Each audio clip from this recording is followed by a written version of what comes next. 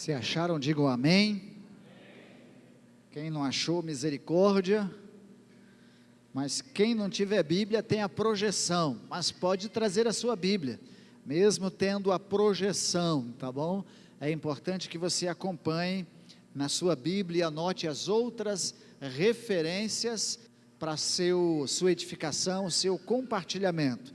Salmo 24, eu vou ler todo o Salmo, apesar de que nós vamos nos prender ao verso 1, mas vamos ler todo o Salmo. Ele é cantado por nós, é um cântico antigo, ministrado pela igreja, e eu creio que muitos vão se lembrar dele. Diz assim: ao Senhor pertence a terra e a sua plenitude, o mundo e os que nele habitam, porque ele fundou-a sobre os mares e sobre as correntes a estabeleceu. Quem subirá ao monte do Senhor? Quem há de permanecer no seu santo lugar? O que é limpo de mãos e puro de coração, que não entrega a sua alma à falsidade, nem faz juramentos com a intenção de enganar. Este receberá do Senhor a bênção, e a justiça do Deus da sua salvação. Esta é a geração dos que o buscam, dos que buscam a face do Deus de Jacó. Levantem as suas cabeças, ó portas, levantem-se, ó portais eternos, para que entre o Rei da Glória. Quem é o Rei da Glória? O Senhor forte e poderoso, o Senhor poderoso nas batalhas. Levantem as suas cabeças, ó portas, levantem-se, ó portais eternos, para que entre o Rei da Glória. Quem é esse Rei da Glória? O Senhor dos Exércitos, Ele é o Rei da Glória. Repito ainda o verso 1, ao Senhor pertence a terra, a sua plenitude, o mundo e os que nele habitam. Curvemos a nossa cabeça e oremos mais uma vez ao Senhor. Pai, estamos na presença do Senhor e diante da Tua palavra, queremos que ela fale aos nossos corações, ministre aos nossos corações. Ó Deus, nós queremos ser edificados por esta série de palavra, de mensagem, que o Senhor há de ministrar aos nossos corações, nos trazendo a responsabilidade de adoradores, de mordomos, de fiéis servos do Senhor. Em nome de Jesus oramos, amém, Pai, amém. Ainda que a gente não vá usar apenas o livro dos Salmos, as outras referências, eu gostaria que vocês acompanhassem conosco. Mesmo hoje nós partilhando da ceia, e faremos logo mais, mas eu queria aproveitar para a gente começar no mês de fevereiro, uma série de mensagens sobre mordomia. Ela se encerra com o nosso Revendo a Visão, que traz os objetivos, os propósitos da igreja, os nossos desafios, mas nós queremos pensar sobre mordomia com a igreja. Eu não daria um tema muito específico, porque a ideia é ver a nossa visão teológica sobre mordomia cristã. E aí sim, se fôssemos dar um tema para hoje, nós daríamos a supremacia do espiritual sobre o material. A supremacia do espiritual sobre o material. Amém? Essa palavra, eu não lembro se foi há 2 anos atrás, se foi 1 ano atrás, mas é comum que periodicamente, em anos, a gente faça uma série de mensagens sobre mordomia com a igreja, ou sobre fundamentos da nossa fé, mas como estamos vendo na EBD, então sobre mordomia, é essencial que a gente fale e compartilhe com a igreja nossa visão, nossa compreensão sobre mordomia. Falar sobre mordomia é também falar sobre prosperidade. Talvez você não ouça tão comumente por aí o tema mordomia, mas você ouça o tema prosperidade. Então, envolve a dimensão do que a gente entende como prosperidade. Quando a gente fala de mordomia, a gente usa o Salmo 24, e não só ele, mas um contexto pleno das Escrituras, reconhecendo que nós não somos donos de nada. Quem aqui é patrão? Amém. Estão com vergonha de dizer que são patrões? Eu sei que tem muito patrão aqui, né? Quando nós contratamos alguém e delegamos a ele uma responsabilidade, uma função, nós esperamos que ele cumpra muito responsavelmente a função para a qual ele foi contratado. Se ele não assume esse compromisso, não faz a sua função, ele é passivo da demissão. E dependendo do que ele fizer, demissão por justa causa. Eu espero que aqui ninguém seja demitido por justa causa, né, e nem venha a ser demitido por justa causa. Mas nós temos um patrão. Nosso patrão é Deus. Ele é o dono de todas as coisas. Dentro do senhorio de Deus, do processo e da sua ação criadora, ele criou o homem, a sua imagem e semelhança, e colocou no jardim do Éden para cuidar e lavrar a terra, ou seja, como administrador do bem maior que Deus havia feito, que era toda a sua criação, e ele partilhava com Deus na administração da criação de Deus. Nessa condição, Adão e Eva foram estabelecidos como criaturas e como mordomos, como cuidadores, como administradores, como zeladores da criação de Deus. E nessa condição nós estamos, como mordomos, como zeladores, como cuidadores, como administradores de toda a criação de Deus. É mais evidente quando a gente vai para o livro de Gênesis e a gente compreende que lá diz a palavra: e todos os dias, no final do dia, no crepúsculo da tarde, no fim da tarde, quem que vinha conversar com Adão? Deus. O que você fez hoje, Adão? E delegar as próximas tarefas. Por que não pensar assim? O que você fez hoje? O que você realizou? Quais foram as suas obras? Quais foram as suas ações? Você precisa de orientação, precisa de direção, precisa de compreensão, precisa de alguma coisa? Então Deus vinha, além da intimidade, Deus vinha para prestar contas com Adão. Já pensou que no final do dia, Deus pergunta para a gente: e aí, como é que foi o seu dia? O que você fez hoje? Como foi que você fez? Como você administrou tudo que eu dei para você administrar? Como você administrou o seu tempo? Como você administrou as tarefas da profissão, do trabalho, dos talentos? Como é que você cuidou de tudo que eu te dei para cuidar? Então, no fim do dia, Deus deve prestar conta conosco. Depois a gente tem um tempo de descanso, de refrigério, e acorda no outro dia com as devidas tarefas que nos foram dadas pelo Senhor.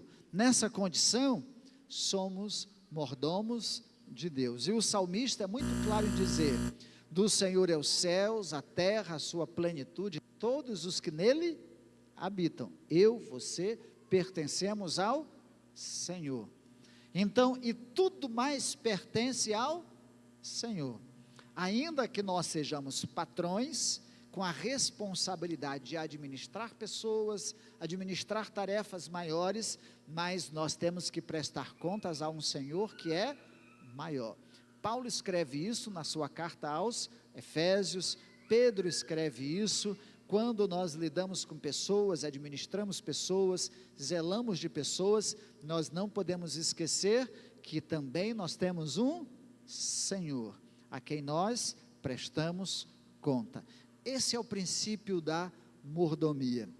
eu incentivo você para conhecer mais sobre o tema. A gente não vai poder explorar, embora seja uma série de mensagens, todo o assunto. Você pode fazer um curso que a igreja oferece chamado do Crawl. Acho que é essa a palavra em inglês, né? Crawl, alguns chamam crawl, mas não é crawl, né? Crawl. É uma expressão do inglês que tem um sentido. Então você pode fazer esse curso. É sobre finanças, é sobre mordomia, onde você pode aprender muito mais sobre como administrar tudo que Deus colocou sobre suas mãos, como você inclusive pode administrar as suas finanças. É um curso extraordinário.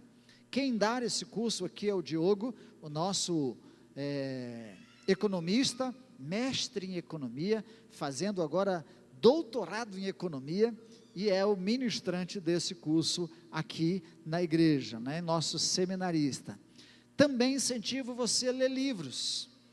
Quem já leu um livro evangélico sobre mordomia? Só 2, 3, 4, 5, olha, vocês precisam ler como mordomos. Quem já leu um livro sobre finanças? Agora aumentou, tem muita coisa. Você pode procurar muitos livros que falam sobre finanças, sobre tesouros, sobre como administrar tudo que Deus nos dá. É um assunto vasto. A Bíblia fala mais de dinheiro do que de salvação.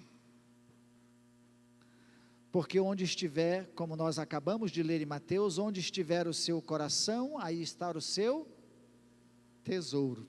Então, ora para nos ensinar a administrar isso, e ora para nos corrigir, porque por vezes administramos erradamente.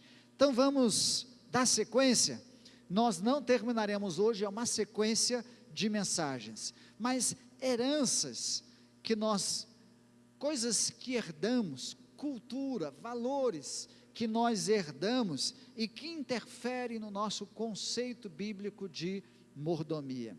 Porque a gente não compreende bem esse princípio, porque nós não adotamos este princípio na nossa vida como mordomos de Deus, como administradores de Deus, e assumimos compromissos e tomamos posse de coisas que não são nossas.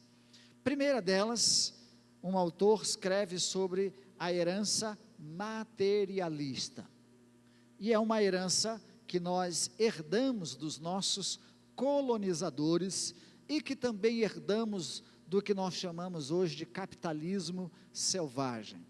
Nossos colonizadores nos deixaram uma cultura de exploração, de domínio, de escravização, de extração inconsequente. E o capitalismo também, moderno e selvagem, implantou uma cultura de que nosso valor é medido pelo que temos e não pelo que nós somos. Nossa medida de sucesso está na quantidade e não na intensidade, na produção e não nos valores, no lucro e não no compartilhamento do lucro, na fama e não na relevância.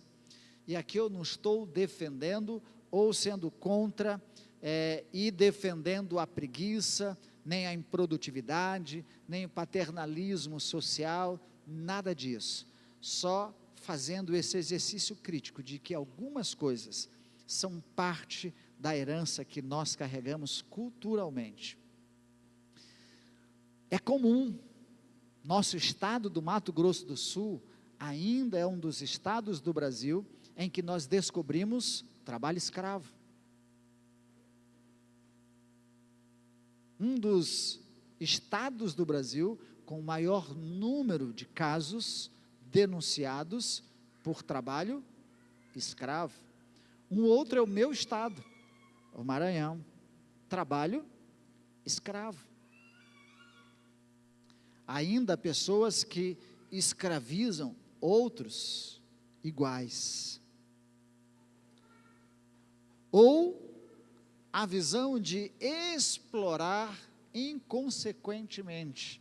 Nós estamos vendo aí as denúncias da exploração do ouro, de como nós fazemos, poluímos os nossos rios, com mercúrio, né? Hoje mesmo, no nosso bate-papo antes da escola bíblica dominical, falávamos com alguns irmãos que plantaram algodão alguns anos atrás. Quem plantou algodão alguns anos atrás? Olha aí, tem muitos aqui. Vocês se lembram como é que a gente fazia? Saía com a máquina de veneno para lá, contra o vento, depois contra vento, não tinha máscara, não tinha proteção, não tinha nada, vinha todo melecado de veneno. Chegava no final do dia com dor de barriga, com enjoo e com tudo. Não era assim? Acabava o que terminava do veneno, a gente derramava no solo. Se ia para o lençol freático, para a água que bebia ou que não bebia. Nós somos inconsequentes quando nós exploramos os recursos que Deus nos deu e que são benefícios para nós. Seja a natureza, seja a pessoa que trabalha conosco, que trabalha para nós. Ora, o patrão explora o empregado, e ora o empregado explora o patrão. Sabe como é que o empregado explora o patrão? Quando é dado para ele o compromisso de fazer, mas ele fica sentado e não faz nada. Quando ele rouba o patrão, quando ele desvia os recursos, quando ele não produz o suficiente nem para pagar a sua remuneração do fim do mês. Então nós vivemos um ambiente de exploração. Ora exploramos de um lado e ora exploramos do outro. Então essa cultura ainda faz parte de nós. É importante que a gente viva nesse equilíbrio, cuidando do jardim de Deus e cuidando uns dos outros, seja como empregado, seja como patrão, seja como senhor, seja como servo, como diz o texto bíblico, mas é uma responsabilidade. Dentro do materialismo, nós não valemos pelo que temos, nós valemos pelo que somos. Não é pela fama, mas é pela relevância. Paquetá foi contratado, e eu sou flamenguista, o maior contrato, o maior negócio do jogador feito no Brasil, o maior valor já comercializado no Brasil, uma fortuna, daria para fazer não sei quantas igrejas. O salário, olha eu invejando os outros aqui, não é isso, mas é vermos um disparate desse, enquanto a gente vê um professor passando necessidade. Quem é mais importante, quem é mais relevante, quem desenvolve um papel social mais significativo? Às vezes nós damos mais valor a quem é famoso, do que quem de fato está produzindo algum bem social. Um filantrópico não recebe o mesmo valor, a mesma dignidade, o mesmo reconhecimento de alguém que nós admiramos por ser famoso. Trazendo para o ambiente religioso, e eu falei isso na semana passada, é muito mais fácil um pastor de mídia ser ouvido e encher um ginásio para ser ouvido, do que um missionário que expõe a sua vida todos os dias, a risco de morrer qualquer momento, mas quando vem falar para uma igreja sobre o seu trabalho e sobre missões, nem sempre nós queremos ouvir. Quem é mais significativo, mais relevante, desenvolve um papel. Então, às vezes nós estamos culturalmente invertendo os valores, e essa herança materialista, essa herança selvagem que está sobre nós, faz com que a gente perca as referências dos princípios, dos valores, da coerência, da igualdade, da solidariedade e de outras coisas mais, até para nos administrarmos ou para administrarmos os recursos que Deus nos deu.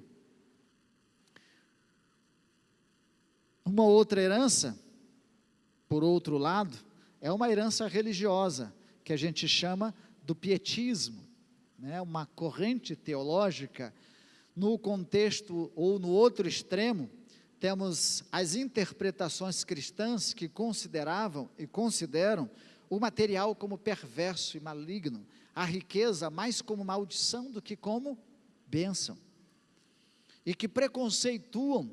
Não tem nada mais preconceituoso, e eu estou sendo preconceituoso talvez com a minha frase, do que pobre. Pobre não gosta de rico. Ele às vezes preconceitua o rico. Mais do que às vezes o rico preconceitua o pobre. Por natureza nós somos preconceituosos. Se tiver um monte de gente rica na igreja,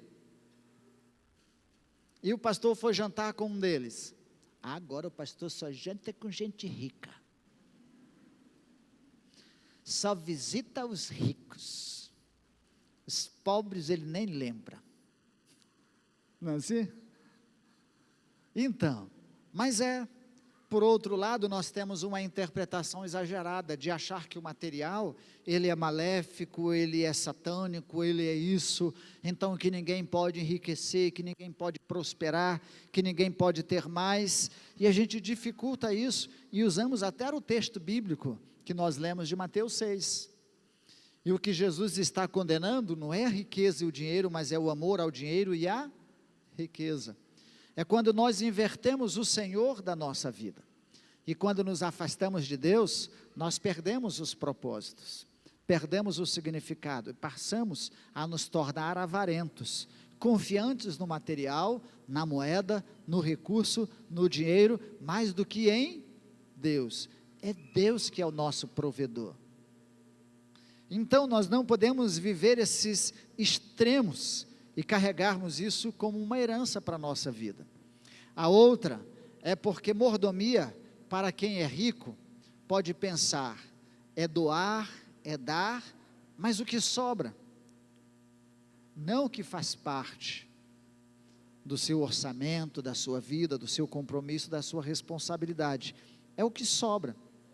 E se a gente fosse considerar para os países ricos, mordomia seria mais ou menos isso. Eu já tenho o suficiente, não preciso mais, então eu vou dar um pouco para missões. Eu já tenho bastante, tenho sobrando, eu não preciso mais, eu vou dar um pouco para a igreja. Eu tenho bastante, então não preciso mais, eu vou dar para os pobres. Não é porque está sobrando, porque nós não precisamos, porque nós estamos esbanjando, não é isso. É porque é um compromisso, uma responsabilidade de todos nós, fiel no pouco e fiel no muito. Como que eu vou ser fiel sobre o muito, se eu não sou fiel sobre o pouco? Como é que eu vou me dispor a ajudar o pobre, quando sou pobre? E aí depois de rico, como é que eu vou fazer? Vai ser mais difícil, vai ser muito mais difícil, tirar, porque as nossas necessidades, elas vão se somando. Hoje, aliás, eu me lembro de um tempo atrás, eu andava a pé e não tinha problema. Depois eu tinha uma bicicleta, e eu andava de bicicleta, a pé não dava mais. Depois eu comprei carro, e eu andava de carro e bicicleta, não servia mais, a não ser para o Joederson, para o Delei, que pedalam, né? E faz pedalada como esporte, mas não vão trabalhar de bicicleta. O Joederson até comprou uma elétrica para não pedalar mais. Aí depois você ganha um pouquinho mais, aí você compra um jatinho. Agora você não anda mais de carro, você anda de jatinho. Mas para as viagens mais curtas, agora você compra um helicóptero, e aí você não anda mais de jatinho, você vai de helicóptero. Conforme for as nossas necessidades, elas vão aumentando e nunca vai sobrar. Nunca vai para atender ou para socorrer alguém que seja necessitado, porque as minhas necessidades, elas vão tomando prioridade sobre a de todas as outras. O mesmo acontece também com a nossa fidelidade e com as nossas contribuições para o reino de Deus, para a obra de Deus. Se a gente for esperar faltar ou sobrar, nós nunca vamos participar.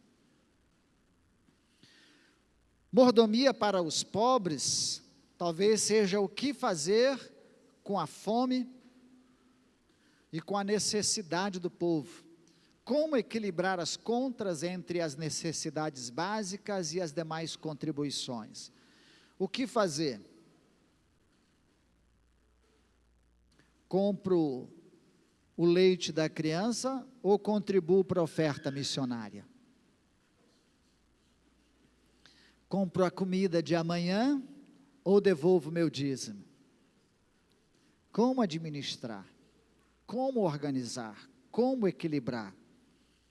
Então é um exercício que a gente faz diariamente. Como participar de eventos, treinamentos, retiros, confraternizações, como fazer solidariedade, e aí mais, e etc, e etc, e etc. Por isso que o princípio da igreja é o princípio de família. Quem tem mais, dá mais. Quem tem menos, dá menos. Quem não tem nada, não dá nada. E não fica com vergonha porque é abençoado pelo que tem. Porque nós partilhamos como família o que nós temos. Socorremos uns aos outros, e deve ser assim. Pastor Vanderlei falou bem disso na semana passada. Esse espírito de solidariedade, de compartilhamento, de socorro, de atendimento, é importante. Mas também a gente não pode medir para dar prejuízo. Eu costumo dizer aqui na igreja, que antigamente, quando a igreja era menor, a gente ia fazer um casamento, e aí todo mundo da igreja era convidado para o casamento. Era uma bênção, não era? Tinha aniversário, todo mundo era convidado para o aniversário. Agora não dá para a gente convidar todo mundo para o casamento. Não dá para convidar todo mundo para o aniversário. Eu até costumo dizer que tem alguns que ficam bicudos porque não foram convidados, ou para o aniversário ou para o casamento. Não me convidaram, eu sou amigo de tanto tempo. Irmão, a gente não pode endividar o irmão por causa de nós. Não é? Se ele pode levar só 30 no aniversário, deixa ele levar só os 30. Os 31 vai ser um prejuízo, vai quebrar o caixa dele, né? Os 100 vai quebrar o caixa dele. Então, nós não podemos querer dar prejuízo para ninguém, né? Assim também como nos eventos da igreja, né? A gente também não pode querer dar prejuízo para ninguém. A gente soma, se organiza de maneira que todos possam participar de todos os eventos, de todos os treinamentos, e a gente viva como família de Deus, amém? Mordomia parte do caráter de Deus, e eu quero caminhar aqui para a gente ir encerrando essa parte. A mordomia parte do caráter de Deus, primeiro porque Deus é santo. A santidade de Deus faz com que Ele abomine as nossas imperfeições e o pecado da humanidade. Ele é tão perfeito, tão correto, tão completo, que as nossas faltas afetam a santidade de Deus, afetam o caráter santo de Deus. Então a nossa má administração, a nossa péssima administração da nossa vida e de tudo que Deus dá a nós para administrarmos, afeta, ofende Deus. E por isso é que nós precisamos cuidar, como fiéis mordomos, temos propósitos santos para o nosso corpo, como oferecemos o nosso corpo, como usamos o nosso corpo, como administramos o nosso corpo, como zelamos do nosso corpo. Então, faz parte da boa mordomia administrarmos a nossa vida, essa matéria aqui, essa casca. E a gente falou disso, acho que na semana retrasada. Também, importante para o nosso tempo. Como é que nós administramos o nosso tempo? Confesso que eu sou viciado em trabalho. Minhas filhas brigam comigo, minha esposa também. Se eu ficar um dia inteiro parado em casa, irmãos, eu me sinto culpado. Olha, e eu trabalho de domingo a domingo, de segunda a segunda, mas se eu fico um sábado em casa parado, me dá até dor de cabeça, porque falta adrenalina, chega a culpa. O que você fez hoje? Você não fez nada, né? Você não produziu nada, nem comida você fez, só fez uma gororobinha ali de ovo e comeu. A gente esquece que tem que cuidar do corpo, mas também tem que cuidar do tempo. Se eu administrar o tempo da minha vida agora, lá na frente vai faltar tempo, eu não vou ter as condições para continuar fazendo a obra do Senhor. Se eu me matar agora, depois, vocês não vão ter mais o pastor Adonias. Eu quero ir até os 75, passar disso é lucro, né?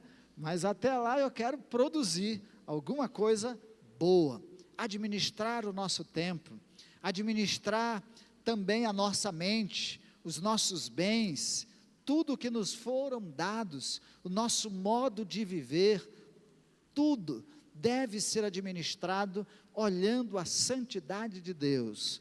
Eu administro o meu tempo, zeloso quanto a isso, tiro tempo para o descanso, tiro tempo para devocional, tiro tempo para produzir, e produzir com qualidade, com eficiência, com tudo mais, tiro tempo para os relacionamentos, para os amigos. Administrar o nosso tempo é necessário, é importante ter o tempo para Deus.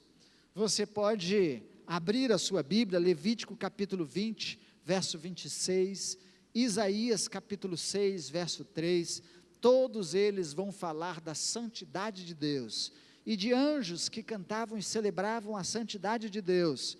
Você pode ler Romanos capítulo 6, verso 22, Efésios capítulo 1, verso 4, e 1 Pedro, que é o clássico, capítulo 1, verso 15 e 16, sede santo porque eu sou santo. Sede santo, administre tudo com santidade, com reverência, com temor, sabendo que você está fazendo para Deus.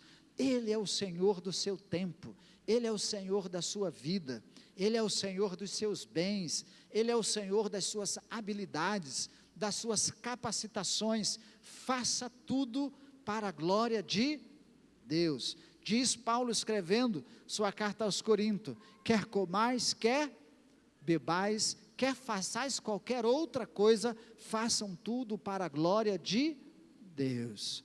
Ele é o Senhor da minha vida e da sua. A justiça de Deus, Ele é perfeito, absoluto, Ele é imputável de erro, em seu caráter, em seus propósitos e em seus atos, tanto na sua ira para punir a transgressão, como na compaixão para perdoar e absorver o pecador. O equilíbrio entre a santidade de Deus e a justiça de Deus. Deus não é injusto, Deus não é injusto. Então a equidade, a justiça de Deus faz parte do seu caráter, e deve fazer parte também da nossa vida. Devemos ser seres justos, justos no que nós fazemos, justos no que nós negociamos, justo em tudo. Quer ver uma coisa que a gente encontra como um princípio de justiça e de equidade na Bíblia? Quando a gente lê a história de Esaú e de Jacó, a venda da primogenitura, vocês se lembram lá? Do prato de lentilha, quando ele trocou a primogenitura por um prato de lentilha, que ele não deu valor. Vocês vão se lembrar também de Jacó, que também era uma pessoa desonesta em parte. Às vezes, nós não somos justos com as pessoas. Digamos que eu vá comprar o carro do Samuel, mas o Samuel está passando uma perrenga financeira danada, e ele coloca o carro dele muito abaixo do mercado, e eu tenho dinheiro para pagar no preço do mercado. O que eu faço com Samuel? Paga no preço do mercado, ou aproveito a oportunidade e gero lucro nas costas dele? Eu vou ainda pedir um desconto, para ele me vender mais barato ainda, sabendo que ele está passando necessidade. Isso não é justo.